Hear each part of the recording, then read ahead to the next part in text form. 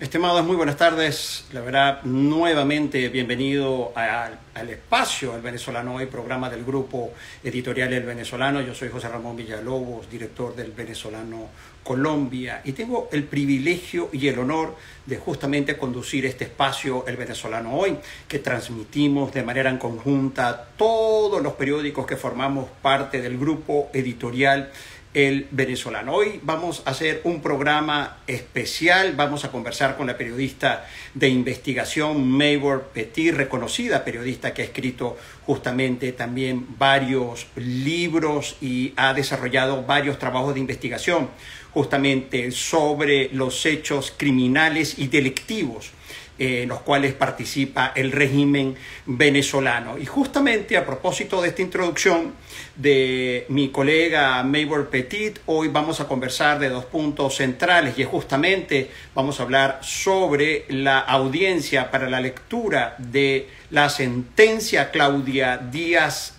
Guillén y Adrián José Velázquez, tanto la enfermera como el guardaespaldas de Hugo Chávez, que como sabemos ambos el 13 de diciembre de 2022 fueron hallados culpables de participar de un esquema de corrupción y de lavado de dinero. Se tenía previsto para hoy la lectura, de justamente la lectura de la sentencia, pero ya justamente nos va a indicar nuestra colega Maybor Petit, mientras esperamos que se conecten por todas las plataformas. Ya nos va a indicar que la audiencia para la lectura de la sentencia se va a desarrollar el próximo 19 de abril. Vamos ya, tenemos a Maybor aquí pendiente con nosotros para si ya estamos, si tengo una buena señal. Mientras Maybor se conecta, quiero entonces informarles que atentos todas las preguntas también que quieran hacernos sobre el caso. Hola, Maybor. Hola, ¿cómo estás? Un Muy saludo bien, para ti y para toda la gente que está conectada a esta sí, hora. la gente se está empezando a conectar. Perdón, Maybor, que no hice algo acá técnico clave, que es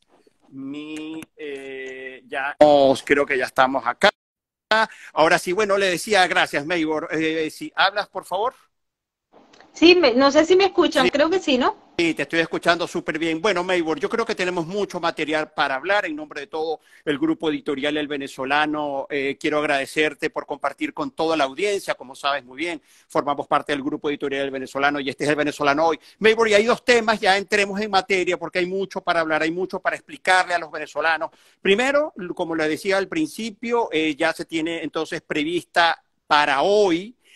Luego entiendo, según naturalmente tú en tus tweets yo tuve la oportunidad de leer, que se reprogramó la audiencia para justamente dar lectura a la sentencia de estos señores Claudia Díaz Guillén y Adrián José Velázquez, que ya terminó la intro, que como sabemos tú naturalmente tienes toda la expertise en eso, vas a validar alguna información de introductoria que yo voy a hacer. El pasado 13 de diciembre de 2022 fueron hallados culpables de participar en un esquema de corrupción y de lavado de dinero. Maybor, ¿cuándo se le lee la sentencia definitiva a estos señores?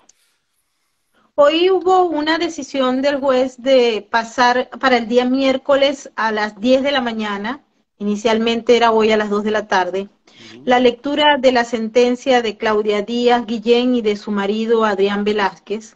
Ambos fueron prácticamente por un veredicto unánime declarados culpables de varios delitos, entre ellos lavado de dinero, violación de la ley de prácticas corruptas en el extranjero, que es la que acusa y penaliza a las personas que siendo funcionarios de un estado extranjero, en este caso Venezuela, reciben sobornos y esos sobornos pasan de alguna manera en el sistema financiero norteamericano.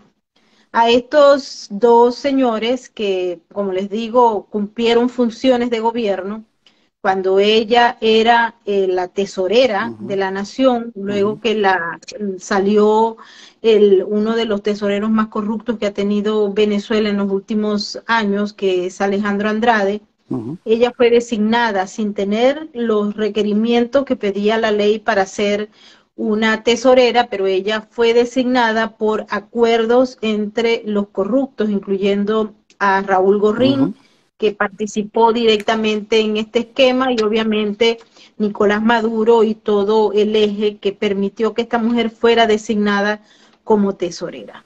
Y en el marco de eso fue hace bastantes años atrás, ¿ok? Este enlace viene desde el año 2002, pero ella cuando la designan tesorera, sigue el manual que ya había desarrollado Alejandro Andrade Cedeño y continúan haciendo actividades que estaban relacionadas con el uso de divisas que para ese momento había un control de cambio en Venezuela.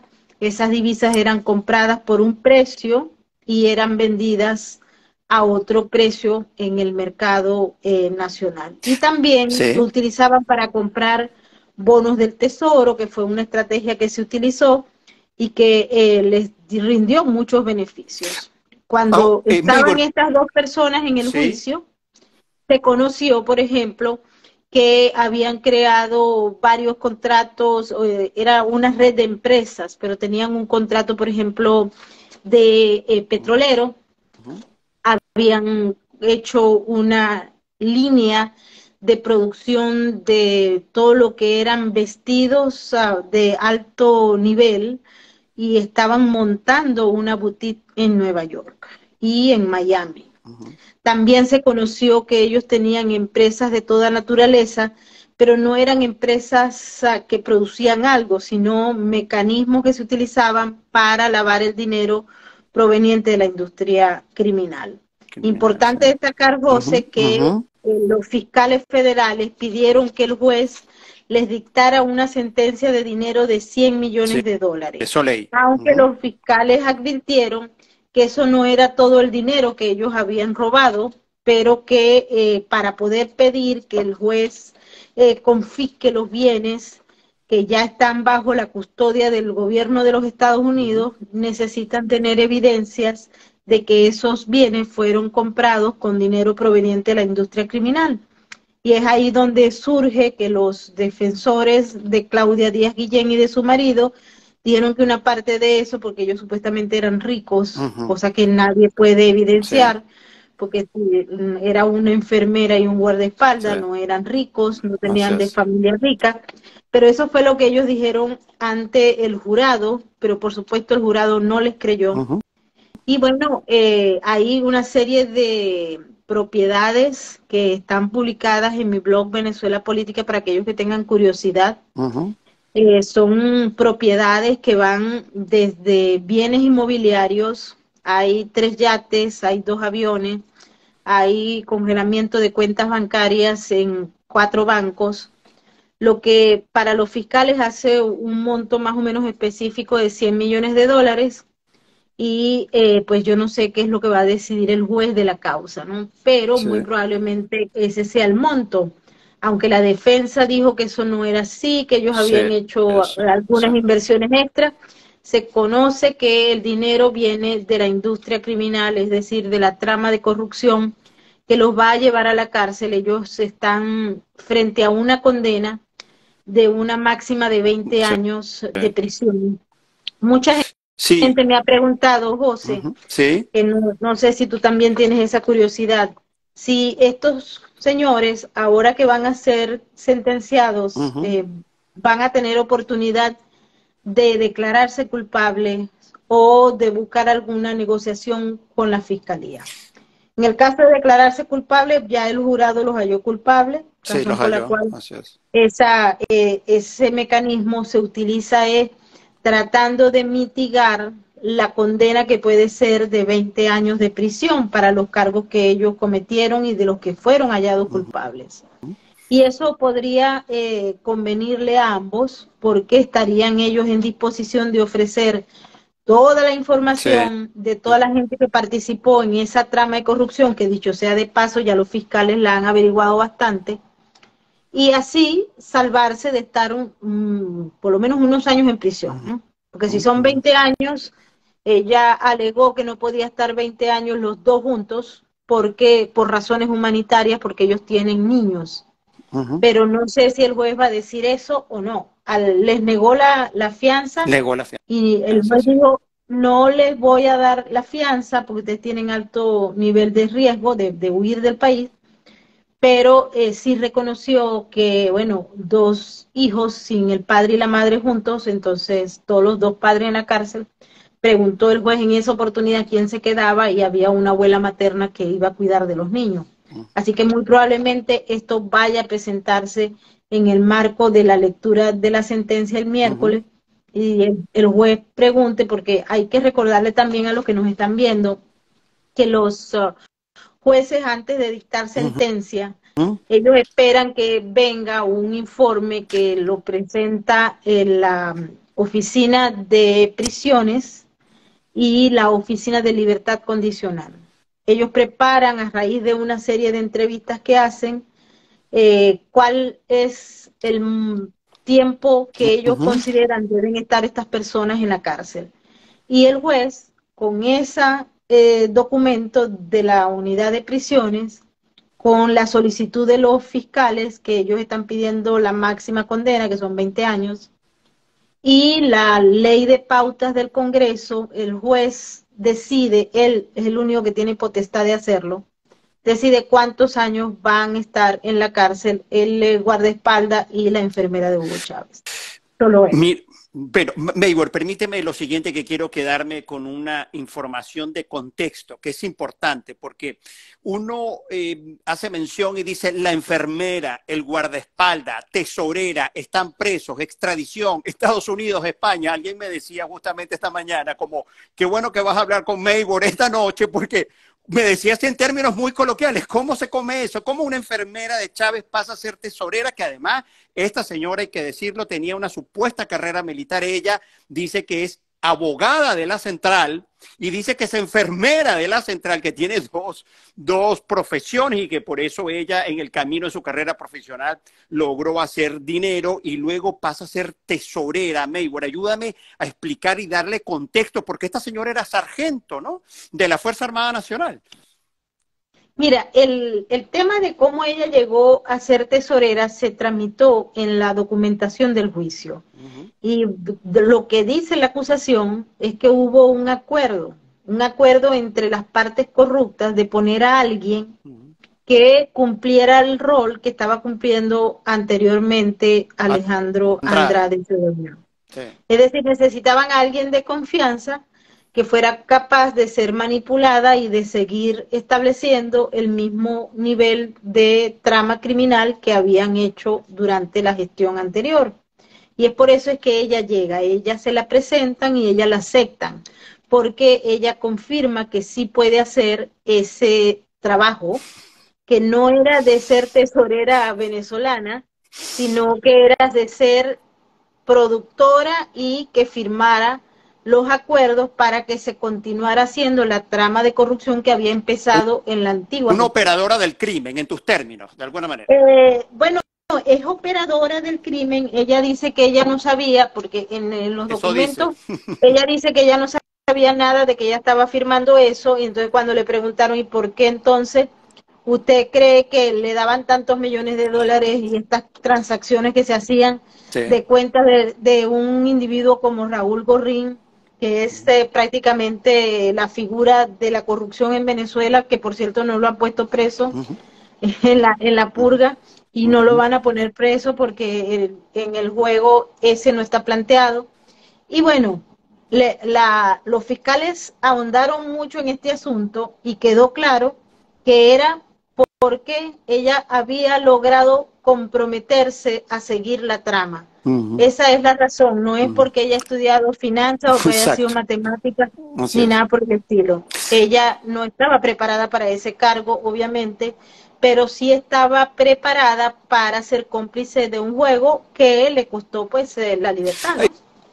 Ahora, Maybor, un elemento clave también que me gustaría que explicara a la audiencia es el régimen venezolano, o bueno, como algunos periodistas llaman, que las autoridades venezolanas piden la extradición a Venezuela de estos señores y se le niega esa extradición a Venezuela y son extraditados a España. ¿Por qué, si estos señores forman parte de toda la agenda criminal venezolana, el régimen de Nicolás Maduro primero creo que la destituye, tú me vas a confirmar, y luego pide su extradición. Ella, cuando hay el cambio, que Chávez muere y Maduro entra al poder, por supuesto que todos los que estaban allí se dieron cuenta de que había un esquema de corrupción. Y ella decide huir primero a Santo Domingo, a la República Dominicana, y después es que ellos, luego de una travesía, terminan en España. Pagados esos viajes, por cierto, por los propios que habían sido, si se quiere, los dueños de la trama, Raúl Gorrín y compañía. Raúl Gorrín y sus socios. Y ella termina huyendo a España porque los montos de dinero eran obvios que los iban a verificar el que viniera después de ella, porque Chávez se había muerto. La protección que ella tenía era de Chávez. Y Chávez había muerto, razón por la cual ella no podía quedarse en Venezuela luego de todos esos elementos. Y tal vez no quería. Allí dice que no podía, pero muy probablemente ella no quería. Lo cierto es que se va para España, hay unos mecanismos, se sabía que la estaban investigando, es decir, que ella estaba bajo investigación federal en los Estados Unidos, porque a todas luces también se estaba investigando a Alejandro Andrade y a Raúl Gorrín, que eran los primeros que empezaron esta trama corrupta, y quien recibió, porque Alejandro Andrade recibió $1.000 millones en sobornos de Raúl Gorrín y de los que participaron en la trama de corrupción, que incluso conllevó a la búsqueda de un banco para la compra, para poder hacer todos estos tipos de transacciones. Se comprometieron muchas personas en esa trama de corrupción. Y ella era una pieza clave porque era la que firmaba los documentos para autorizar los montos de dinero en dólares preferenciales, que eran los que estaban buscando, para lograr una ganancia que triplicaba o a veces cuadruplicaba los montos que tenían que pagar en bolívares. Y esto, por supuesto, que fue un negocio muy ventajoso para criminales como Raúl Gorrín y compañía, pero fue muy perjudicial para el Tesoro venezolano y para los venezolanos, que están en estos momentos pagando todas las consecuencias del haber tenido tantos corruptos en el poder y de seguir teniéndolo. Porque es importante, José, aclarar, y hay mucha gente que está ayudando a Nicolás Maduro a manejar y a fortalecer la narrativa de que él está luchando contra la corrupción. Y la gente no se entera que es un juego perverso del régimen y que muchos periodistas, muchos medios y obviamente muchos venezolanos están cayendo en el juego de legitimar la actitud de Nicolás Maduro y la estrategia que está dando para que muchos crean que él está luchando contra la corrupción cuando es totalmente falso. Esto es una estrategia que se está llevando a cabo para un paquete que viene ya, que viene muy pronto, que se está de hecho discutiendo aquí en Estados Unidos. Hoy en Nueva York ha estado presente el presidente Gustavo Petro de Colombia, así es. Y esta semana estará hasta el jueves y va a estar hasta el viernes, pero decidió irse una vez que concluya la conversación con Joe Biden. En esa conversación con Joe Biden va a hablarse de narcotráfico, nuevas estrategias para el narcotráfico, y también se va a hablar de Venezuela, de la eliminación de las sanciones a Venezuela y de un nuevo rumbo que va a legitimar a Maduro en el poder.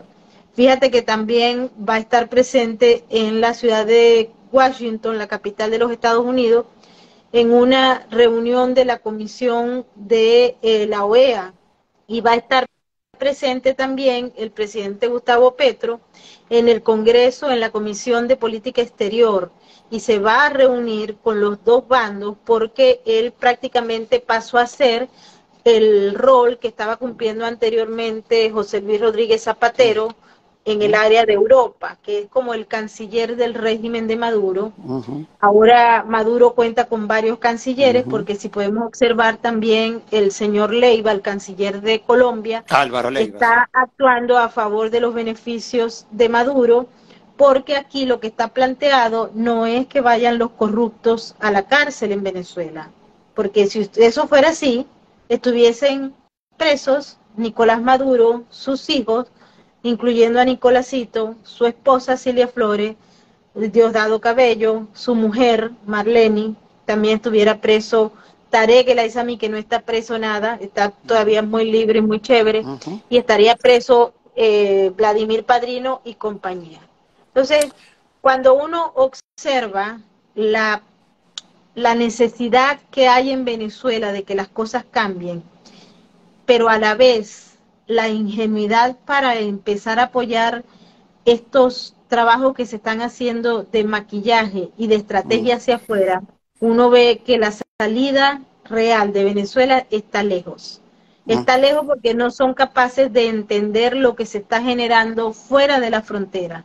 Y también no son capaces de entender el modus operandi que actúa entre los líderes de la revolución y los de la oposición, que son necesarios para la revolución. Muy interesante, Maybor, porque efectivamente sí, saltamos, y era un punto en la agenda de que íbamos a conversar justamente de el esquema de lavado de corrupción de los señores. Es que parece un cortometraje, ¿no? La enfermera y el guardaespaldas, ¿verdad, Maybor? A veces hacemos un cortometraje de ficción que realmente creo que nos quedaríamos cortos con todo lo que tú has narrado y los detalles. Y el evento que va a ocurrir, varios eventos Venezuela-Colombia. Tenemos, ya tú lo has anticipado, este próximo jueves un encuentro entre Joe Biden y el presidente Petro. Es la primera cita en la Casa Blanca. Luego se va a reunir el señor presidente Petro con la oposición venezolana. Y la verdad, Maybor, hay preguntas cuando yo leo oposición venezolana, ¿a qué nos referimos? Los que tienen Twitter, los que salen por Instagram, ¿qué es oposición venezolana? Muchos venezolanos se preguntan. Y también el evento el 25 de abril en Bogotá de la cumbre internacional, aunque realmente Petro ha dicho, el presidente ha dicho conferencia internacional sobre Venezuela, donde hasta ahora, yo lo he confirmado con la Cancillería colombiana, no se sabe por Venezuela qué representación va a estar.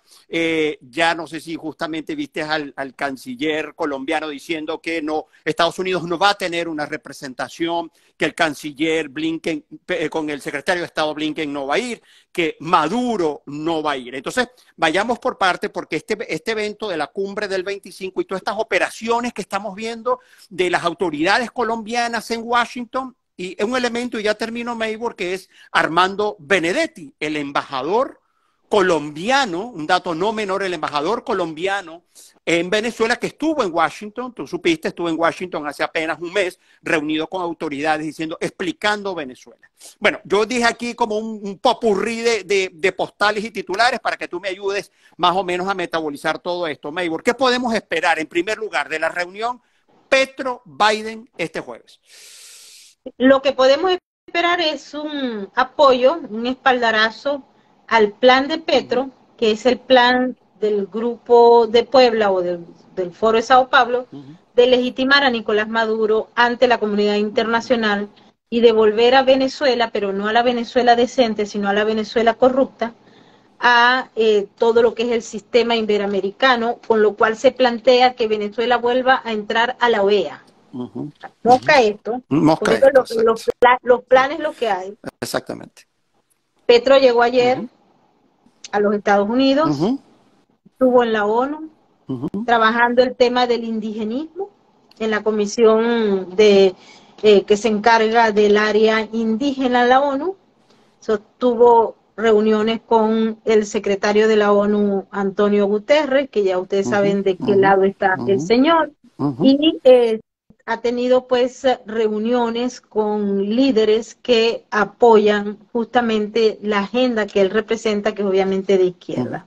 Hay un planteamiento sobre el tema del narcotráfico, porque la posición de Petro es que se incluya a los campesinos que viven del trabajo, de la limpieza y siembra de coca, etcétera, como trabajadores, y con ellos trabajadores del campo con un rango especial, con lo cual se le va a quitar un poquito de penalización al negocio del narcotráfico. Eso es lo que ellos dicen. Cuando se estaba haciendo este planteamiento, el expresidente Andrés Pastrana, colombiano, hizo pública una carta bien interesante donde dice cómo cambió el espectro de la lucha contra el narcotráfico cuando llega Petro al poder. Y él hace un llamamiento porque hasta el momento se siguen manteniendo los acuerdos entre Estados Unidos y Colombia del Plan Colombia para la lucha contra el narcotráfico. Eso no ha dado los resultados esperados porque hay una, si se quiere, desviación de montos de dinero. Mientras más se ha incrementado los fondos del Plan Colombia, mayores hectáreas de cocaína han sido sembradas en Colombia. Eso es importante destacarlo. Luego, el presidente de Colombia va a ir a Washington, D.C. En Washington, D.C. tiene una agenda muy clara, con unos puntos muy específicos. Él no vino a perder el tiempo. Y él acaba de anunciar que cortó la agenda en Washington porque se va a devolver a Bogotá para reunirse con esa oposición que ya vamos a hablar de ella. Pero en el caso de Washington, él ha decidido y ha anunciado, y ya es parte de la agenda oficial, que va a la Consejo Permanente de la OEA. Entre los planteamientos que va a hacer es la necesidad de que Venezuela vuelva al sistema interamericano de naciones. Va a estar también en el Congreso de los Estados Unidos, en el Comité de Relaciones Exteriores del Senado, que preside el senador Bob Menéndez, y va a hablar sobre lo mismo, la necesidad de buscar una salida a Venezuela sin que haya más sanciones, es decir, que haya 0 sanciones, el levantamiento de las sanciones, porque de lo contrario ellos no van a poderle poner fin al tema de la inmigración y a la lucha contra el narcotráfico. El flujo de migrantes de Venezuela todavía se mella en Colombia, pero también en otros países, incluyendo los Estados Unidos. Petro y su canciller, que por cierto tuvo relaciones muy fuertes con los amigos de Nicolás Maduro, que son la FARC, y con los amigos de Hugo Chávez, el señor Leiva ya había planteado esto, pero ahora se va a replantear en manos y voz del presidente. Van a hablar sobre esos temas con los senadores del Comité de Relaciones Exteriores del Congreso.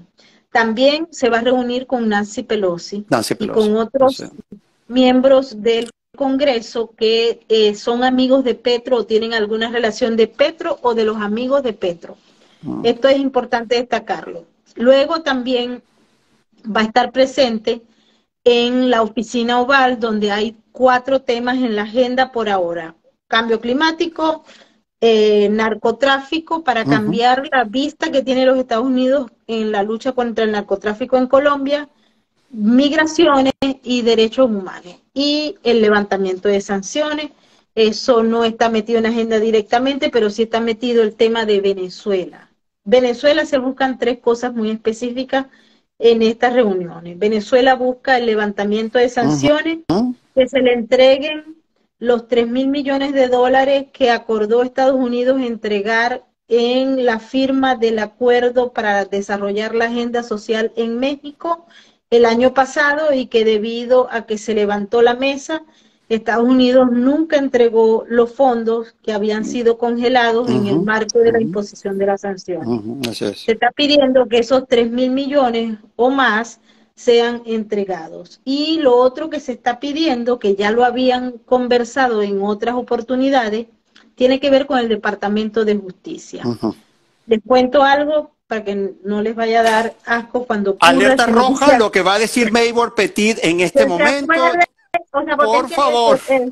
Vamos, Maybor, dilo. Es muy grueso esto, pero hace aproximadamente 5 meses, eso fue en otoño del año pasado, en el Departamento de Justicia se recibieron representantes del gobierno de Colombia, y dentro de los temas que fueron a discutir estaba la acusación federal contra Maduro y sus cabecillas y los premios que tienen, las recompensas en las cabezas de Diosdado Cabello, de Maduro, etcétera.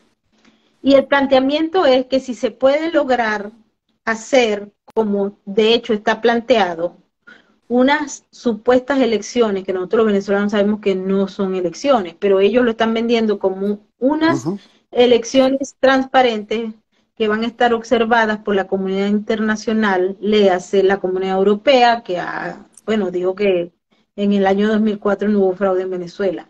El Centro Cártel, va a estar el grupo de Boston, que son todos chavistas, y un grupo de observadores internacionales, también va a estar la UNASUR y cualquiera de estas organizaciones que han surgido en el seno del Foro de Sao Paulo. Maduro tiene ahora más defensores que antes. Antes tenía más detractores que defensores. Hoy en día casi todos lo defienden y pocos son sus detractores. En la comunidad internacional, nadie le ha ido a preguntar a los venezolanos ni a los que están afuera, los que estamos afuera, ni a los de adentro, qué pensamos nosotros de Maduro, porque nunca nos lo van a preguntar. Ninguna de las encuestas que se hace va a tocar a la gente que tiene cerebro y que tenga información, sino que muchas de esas encuestas se hacen en laboratorio y los que votan en esas encuestas son gente inexistente, que existen porque las pagan alguien que contrató la encuesta, ¿ok? Entonces, importante, es un baño de realidad, pero eso es lo que es. Ustedes no crean en la encuesta, porque todas las encuestas dicen mentiras, dicen lo que el que pagó la encuesta quiere que diga. Pero ¿qué es lo que va a pasar, José? ¿Qué va a pasar? Y hay unas elecciones donde haya una supuesta oposición participando en esas elecciones y Nicolás Maduro logra ganar esas elecciones, o el PSUV logra ganar esas elecciones, que como sabemos se van a hacer con unas maquinitas que hacen en Irán, y es una empresa de por allá de Argentina, presuntamente de Argentina, y las máquinas presuntamente de Irán. Los que manejan los códigos fuentes de las computadoras y el software del Consejo Nacional Electoral son los que definen quién es el ganador de la contienda. No son los votos, porque eso lo saben los venezolanos desde el 2004 en adelante. No tenemos que hacer énfasis en eso. En Venezuela se sabe cómo es el asunto, los que están despiertos y tienen la cabeza todavía operando. Los miembros de la oposición, los honestos, los buenos, que los hay. Que los hay, sí, está bueno que lo digas. No, los buenos los hay. Hay honestos, hay gente honesta todavía. Gente honesta que cree que participando no pierde los espacios, es decir, que puede haber un manejo o ganar de espacio. Eso es lo que la base fundamental. Pero cuando se habla de democracia y se habla de elecciones democráticas y transparentes, se sobreentiende que el lugar donde se van a hacer esas elecciones democráticas y transparentes son instituciones democráticas y transparentes, donde si yo, opositor, me quejo y digo, yo quiero auditar el 75% de las máquinas, que el Consejo Nacional Electoral diga, sí, ella tiene derecho a auditar el 75% de las máquinas y las va a auditar. Pero eso en Venezuela no es posible. Y no es posible porque el sistema que está planteado en Venezuela en estos momentos, que es un sistema electoral con un Consejo Nacional Electoral que designó una Asamblea Nacional cuya representación no es reconocida ni respetada por un grueso de la población, porque allá hay dos asambleas, la Asamblea del 2015 que la reconocen en algunos países y la Asamblea que preside ahora Jorge Rodríguez o compañía, que la manejan otros, pero el Consejo Nacional Electoral salió de la Asamblea de Maduro, no la otra asamblea, porque a la otra asamblea no le dio la gana de designarlos, porque o eran cómplices o decidieron no hacerlo, sino cuando lo estaban ya a última hora que se estaba cayendo el sistema. Pero ellos pudieron haber designado los miembros del Consejo Nacional Electoral antes y no lo hicieron. Sí. Porque muchos de esos miembros de la Asamblea Nacional del 2015 eran corruptos y tenían negocio con el chavismo y no querían enredarse. Y sabemos de muchos que hicieron eso, no solo los que firmaban las cartas para Alexa y todos los corruptos que estaban en la Comisión de Contraloría, sino muchos otros que hicieron negocios y que dijeron que eran opositores y que representaban a los venezolanos, y era mentira, representaban sus propios bolsillos e intereses, son tan corruptos como los chavistas. Sí. Esa gente que está participando, los honestos que los hay, van a pensar que ellos pueden manejar el sistema y que los venezolanos van a salir en masa a votar, así estén en Burkina Faso o en, por decirte algo, Islandia, y los otros que están allá adentro, que están absolutamente divorciados de la política porque se están muriendo de hambre y están trabajando a ver qué consiguen para comer. Y entendieron que en Venezuela la política no opera. Por tanto, están en un régimen dictatorial y no tienen oportunidad de cambiar por la vía del voto la situación que viven. Y están los chavistas, que es el otro grupo, que sí saben lo que están haciendo, que están muy bien organizados, que tienen al Consejo Nacional Electoral y tienen los códigos fuentes de las máquinas y tienen el software. Ellos sí tienen acceso al software, al código fuente, a las flashcards, a el sistema y a la sala de secreta de máquina. Eso lo tienen ellos, sí lo tienen, y por tanto ellos están completamente seguros que con la organización que hay en el PSU a nivel nacional, que con los sobornos o las limosnas que le pagan a la gente y con la estructura que existe y el miedo a que si yo no hago lo que ellos me dicen, yo voy a entrar en la lista de los desposeídos, quienes tienen la opción de poder decir que van a ganar en esto que no es una elección. Ellos, Sí, sí, no sí, sí, nosotros. Sí, así es. Nosotros, ¿quién va a contar, quién va a estar allí en la sala de totalización y con los códigos fuentes para verificar si aquí en Estados Unidos votaron 500.000 de venezolanos o 1.000.000 de la diáspora? Sí, así es. O de Sí, los refugiados.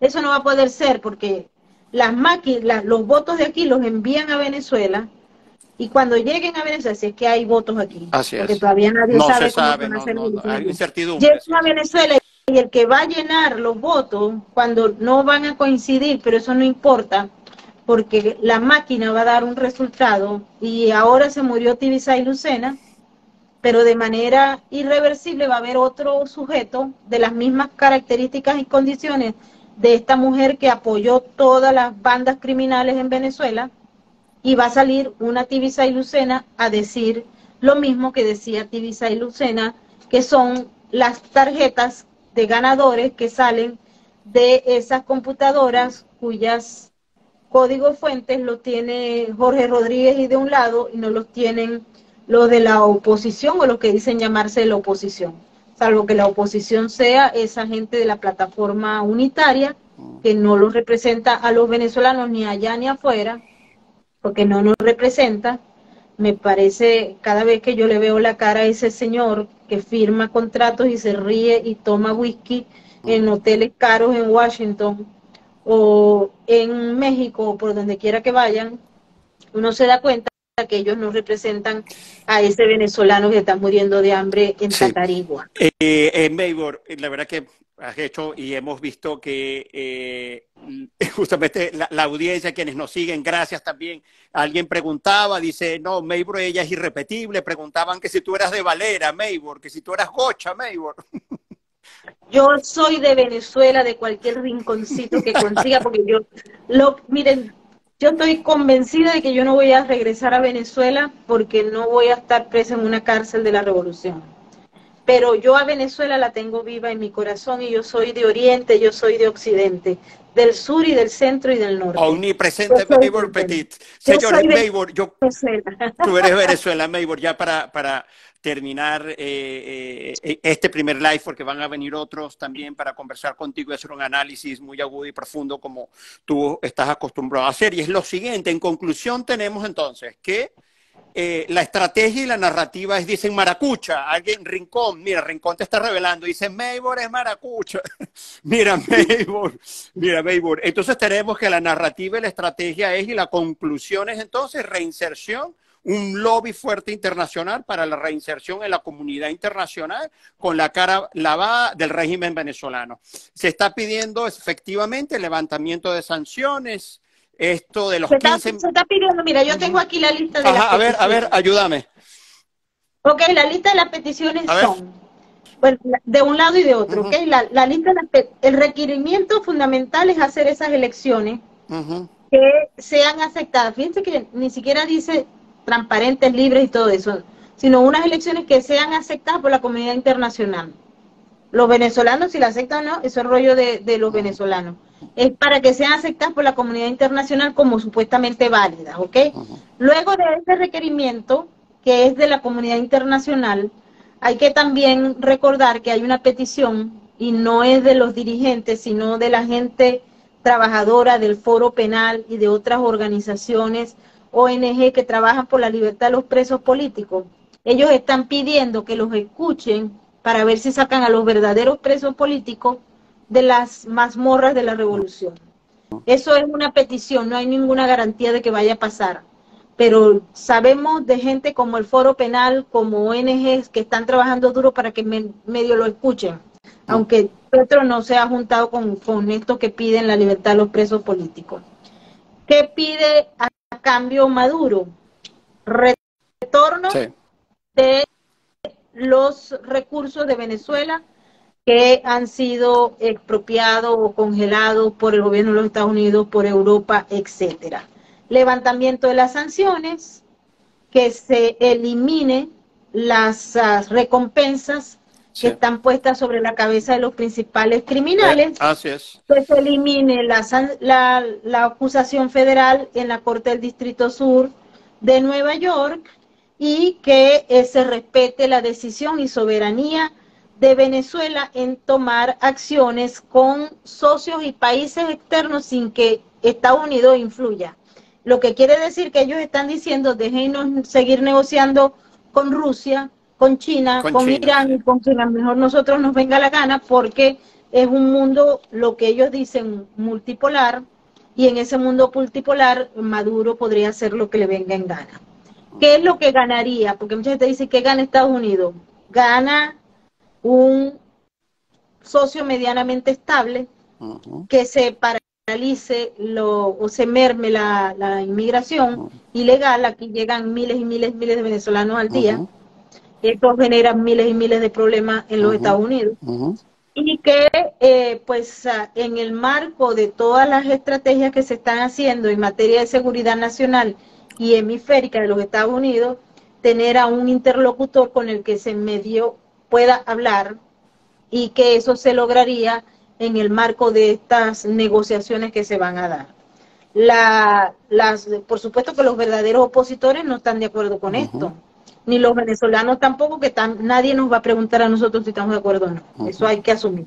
La realidad es que nadie nos va a preguntar a nosotros si estamos de acuerdo o no, que le devuelvan la plata al régimen y que el régimen es criminal y que le quiten las sanciones y qué tal. Eso nadie nos lo va a preguntar, porque nadie nos lo ha preguntado, y devolvieron a 2 narcotraficantes, a los 2 sobrinos, narcosobrinos de Maduro, quitaron las sanciones a Eri Malpica Flores, le dejan que Chevron, y Chevron ahorita va a renovar la licencia ahora, está en el proceso de renovación, y están en la lista ENI y todas las empresas petroleras que son socias estratégicas de PDVSA y que están buscando las licencias para poder negociar nuevamente con el régimen de Maduro.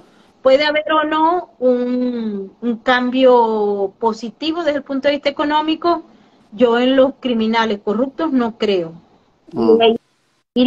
Recuerden que ustedes están muy contentos, muchos, por estar viendo al otro y al otro preso. Eso es un requerimiento internacional. Y los verdaderos corruptos, si se meten en la cárcel los verdaderos corruptos, entonces sí estaríamos felices, porque eso significaría que el régimen se cayó.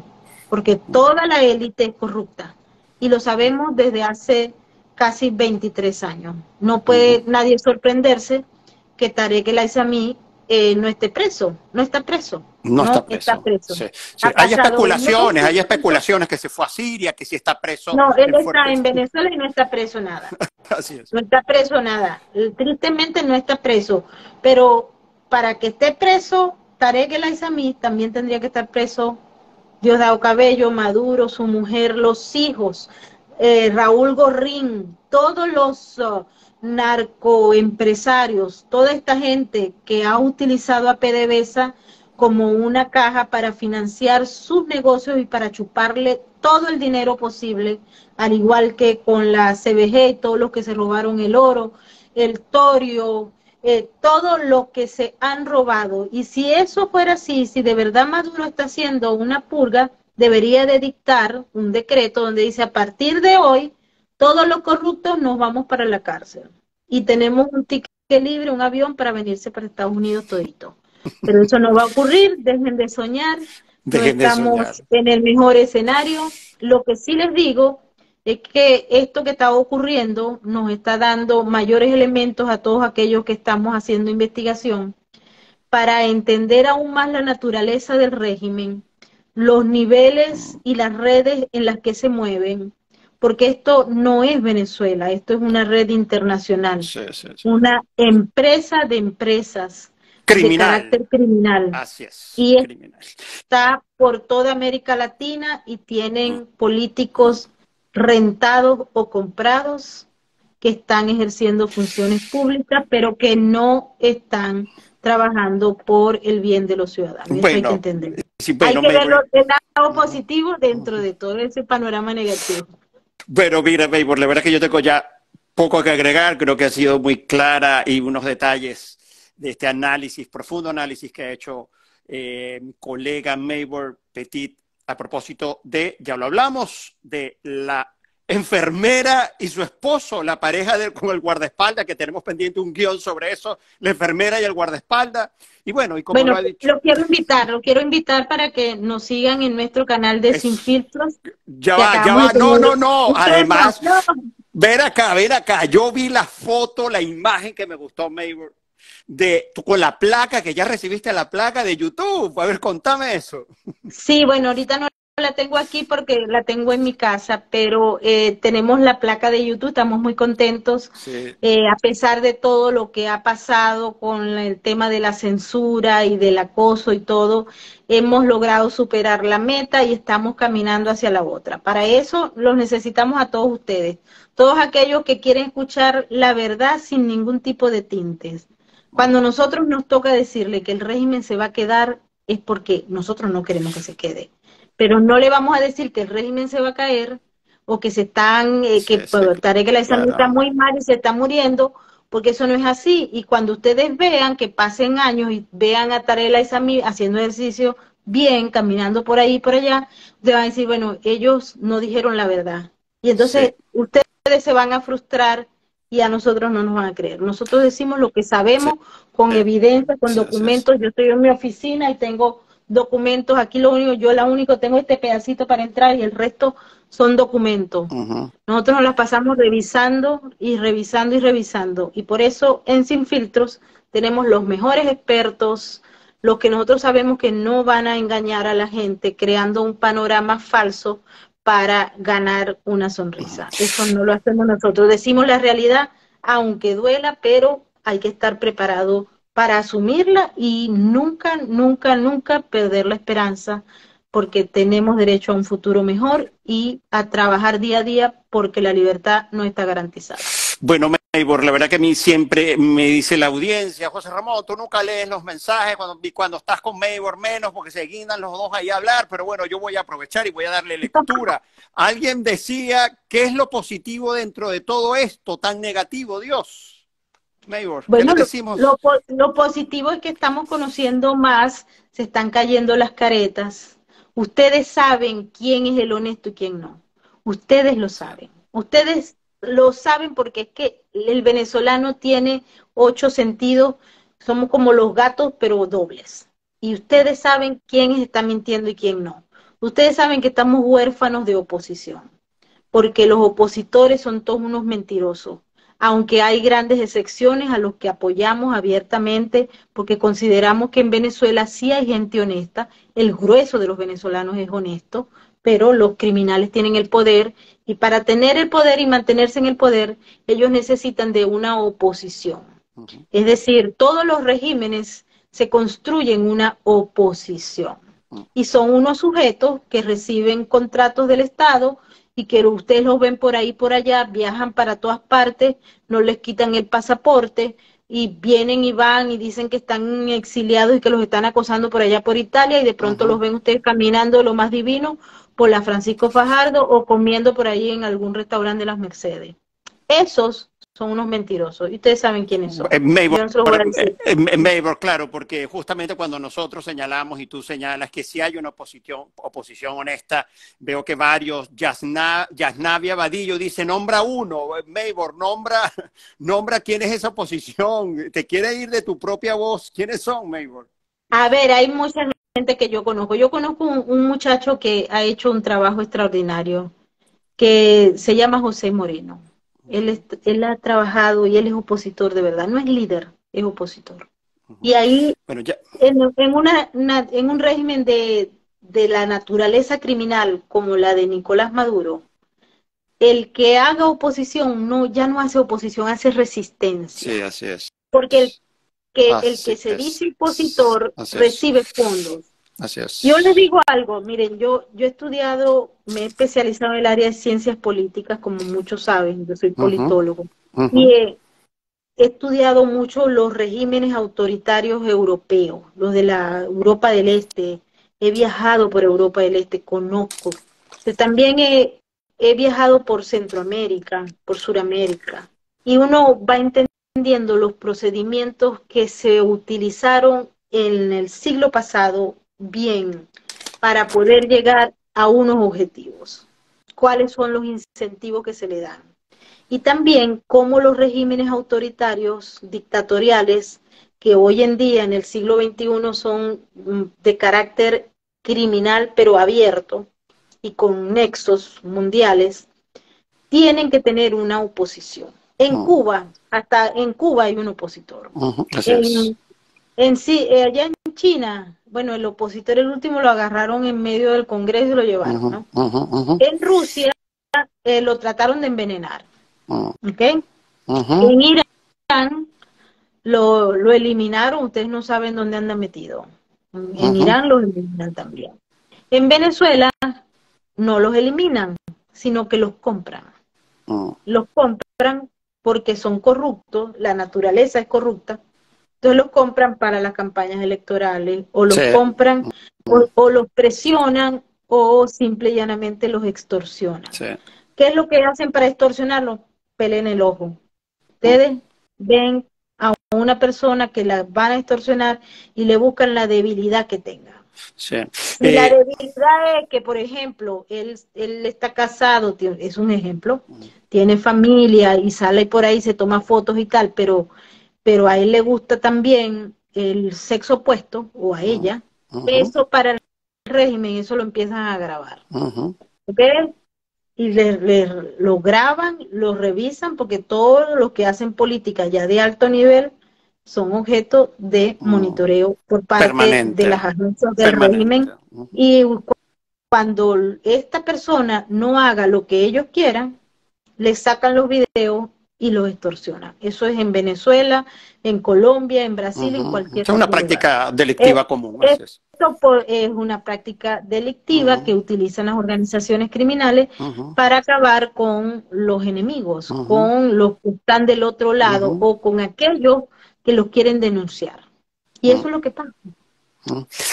Bueno, Maybor, ya estamos ya por terminar. Pendiente, pendiente esta semana, Maybor, porque tenemos... Ando con esto en el estómago, una bolsa de mango y no hemos tenido el tiempo de comer, estamos en huelga.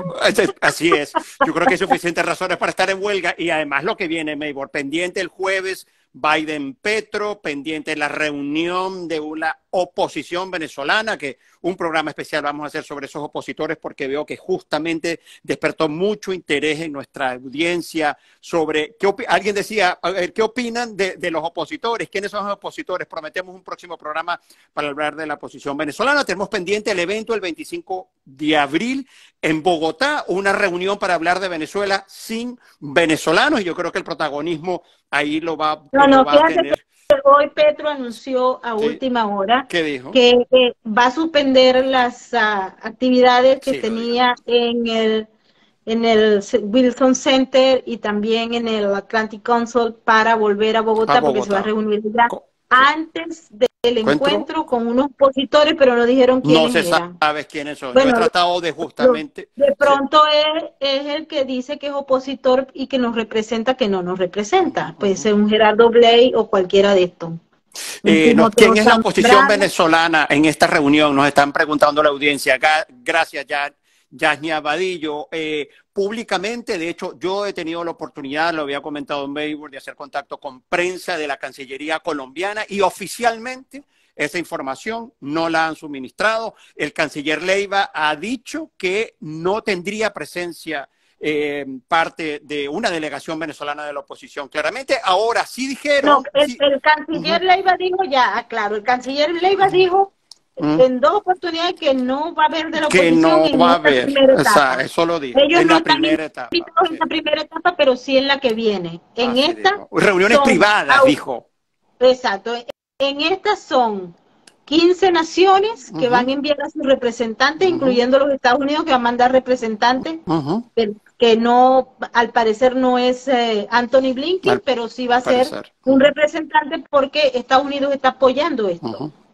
Sí, sí, ¿Ok? bajo la Va a estar Unión Europea. México apoyando, obviamente, Lula, Argentina, viene la Comunidad Europea, viene Canadá.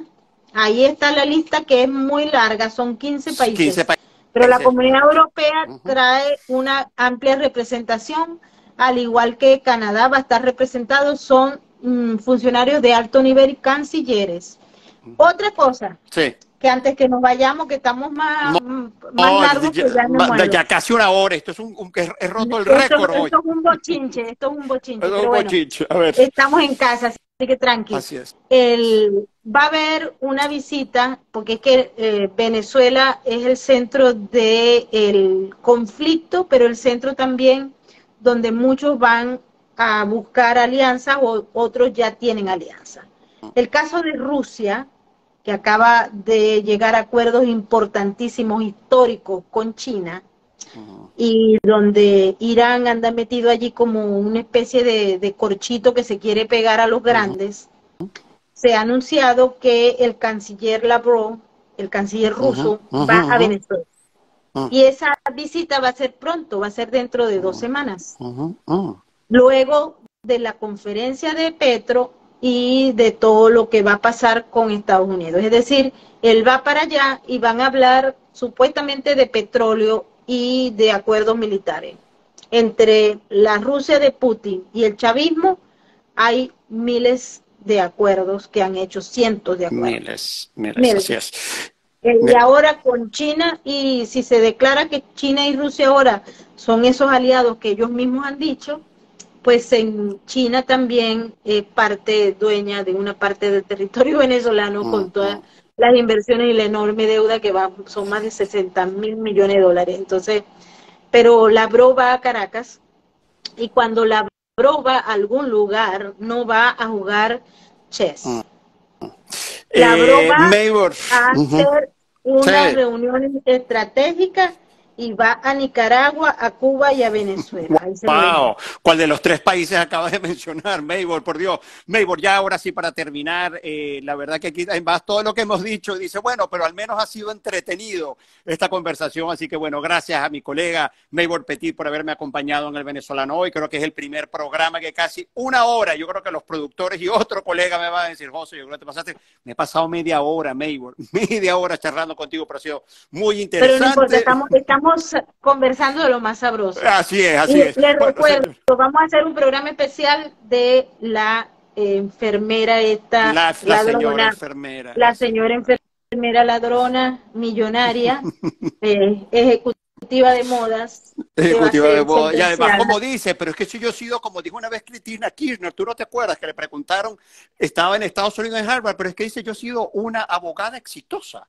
Digo, pero mis recursos... El escolta de Hugo Chávez dijo que él era un empresario petrolero, así que por ahí se lo dejo. Aunque en Venezuela, para ser empresario petrolero solo tienes que ser chavista del peso. Mi gente, ahora sí nos vemos. Chao. Mi querida, nos vemos. Chao. Feliz noche. Feliz noche.